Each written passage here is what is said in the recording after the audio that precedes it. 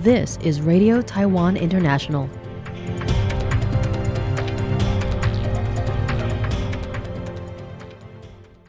Welcome to the news on Radio Taiwan International. I'm Michelle Chang, coming to you from Taipei, Taiwan. We begin with a look at today's top stories from Monday, December 8th.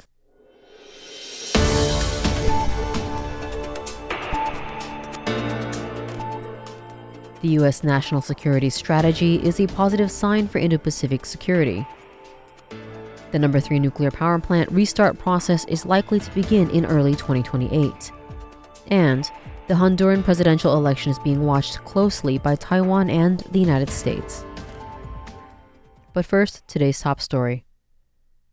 The White House released its 2025 National Security Strategy Report last Thursday, local time, which underscored its continued commitment to maintaining the status quo in the Taiwan Strait. The strategy was well received by Taiwan's presidential office and the foreign ministry, who say that key messaging regarding China and prioritizing strengthened self-defense and cooperation are positive signs for Indo-Pacific security. The report affirms that the United States will maintain its policy of support for Taiwan and opposition to unilateral changes in the cross-strait status quo. It also states that containing conflict in the region is a top priority. President Lai Ching-te thanked the U.S. on Saturday via social media for prioritizing the deterrence of conflict over Taiwan and recognizing its critical position in the first island chain. He said that Taiwan will also continue to be a reliable partner committed to strengthening self-defense and maintaining regional peace. Presidential Office spokesperson Karen Guo noted on Saturday afternoon several key points in the strategy regarding the Indo-Pacific region. First, it states China as the greatest threat to regional peace and stability, and second, it emphasizes strengthening self-defense capabilities as well as stressing the need for regional cooperation. Guo says, The third point discusses the need for Japan, South Korea, Taiwan, and the entire Indo-Pacific region to share the responsibility of jointly strengthening national defense. The fourth, and most important, objective of the strategy is to prevent China from invading Taiwan. It states that if Taiwan is secure, the region is secure. The Foreign Ministry also thanked the United States National Security Strategy for recognizing Taiwan's importance in key global supply chains and geostrategic areas. They say the report emphasizes that the U.S. will cooperate with allies and partners to ensure Taiwan's security. Pegatron Chairman T.H. Tung said that the third Ma'an nuclear power plant restart process could begin as soon as early 2028. He spoke in an interview before attending a Zhonghua Nuclear Society event on Monday, December 8th. Tung stated that in efforts to reduce climate change impact, the coexistence of nuclear power and green energy is inevitable, and Taiwan needs an affordable, high-quality, and stable source of electricity. Tung said he is pleased that relevant government agencies and leaders are taking this issue seriously. Regarding Taiwan's climb to 16th place in the global AI index, up 5 places from last year, he pointed out that with only 23 million people, Taiwan still plays an indispensable role in the information and electronics industry and requires the power to maintain its position. Economic Minister Gong Mingxin stated earlier this month that the power plant has already passed Taipower's independent safety inspection.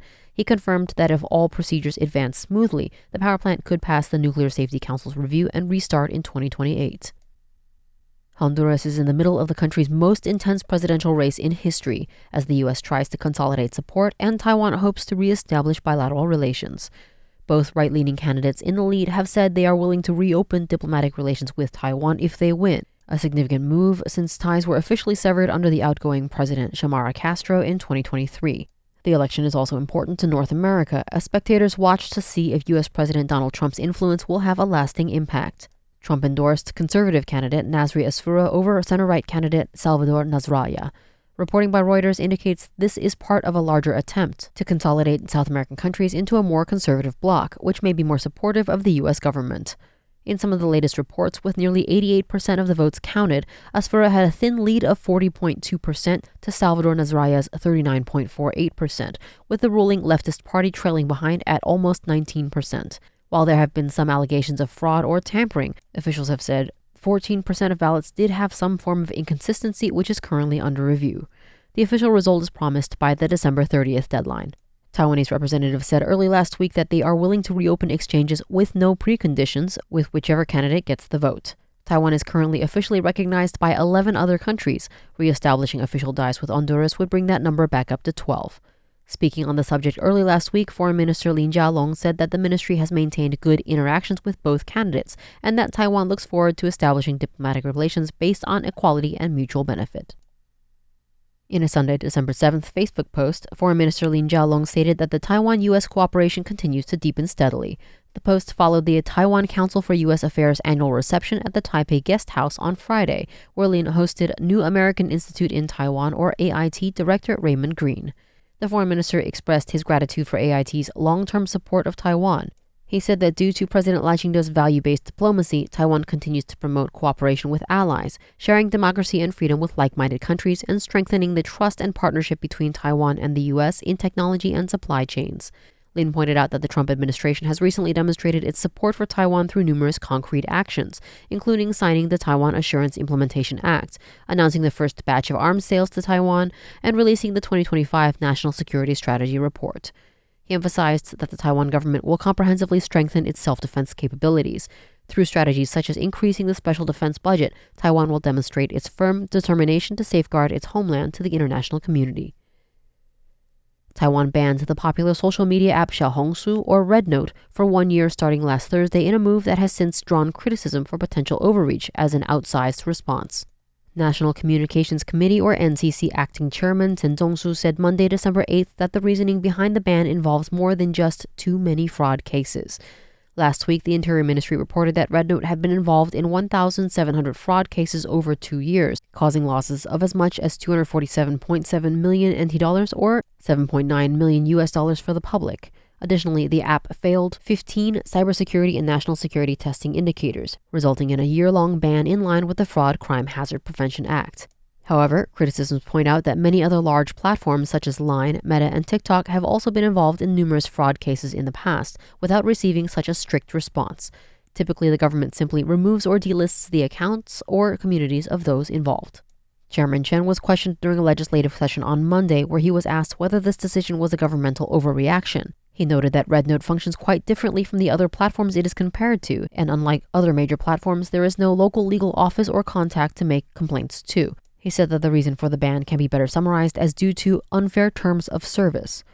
Chen said, Red Note faces issues because it is subject to the Chinese government's draconian information sharing laws, meaning operators must provide relevant information when asked by the government. This is the biggest hidden cybersecurity concern and a key factor in what makes Red Note so controversial. If we set aside cybersecurity, the aspect of proportionality is crucial, but we cannot separate Red Note from its inherent significant cybersecurity risks. From the current perspective of cybersecurity as national security, Red Note is completely unlike any other large platform's app. Keelung in northern Taiwan faces a serious marine debris problem primarily caused by land erosion and ocean currents. One boat captain is doing what he can to turn the tide. In some areas of Keelung in northern Taiwan, fields of yellowed bottles, old nets, and other rotting waste accumulate day after day, completely covering the underwater terrain that used to feature an abundance of coral and fish. This pains Captain Wang Mingxiang, a lover of the ocean. As a child who loved the water, he says he grew up to become a diving instructor, only to discover the environment had completely changed. From initially collecting marine debris himself to leading diving enthusiasts in their efforts, he became deeply involved. Wang not only successfully promoted the restoration of soft gill nets, but also spearheaded a registration system for drift gill nets and the establishment of the Keelung Tidal Conservation Area. Captain Wang said that the designation of a conservation area set a precedent for Keelung. His ultimate vision is to expand the area to include the entire Wanghaixiang Bay to develop unique local cultural ecotourism and restore the vitality of Taiwan's islands. Wang's 16 years dedicated to protecting the ocean make him a true pioneer in Taiwan's marine activism landscape, inspiring other ocean lovers to be the change they want to see. Amanda Stevens and Michelle Chang for RTI News. Thanks for joining me for the news. I'm Michelle Chang. Stay tuned for another 50 minutes of English language features brought to you by Radio Taiwan International. Cash for everyone. The government is giving out 10,000 NT dollars. It's easy to claim. Choose direct deposit, ATM, or post office. Check details at the official website 10,000.gov.tw or 10000.gov.tw or call the free hotline at 1988. Stay alert. Don't trust unknown sources. This advertisement is brought to you by the Ministry of Finance.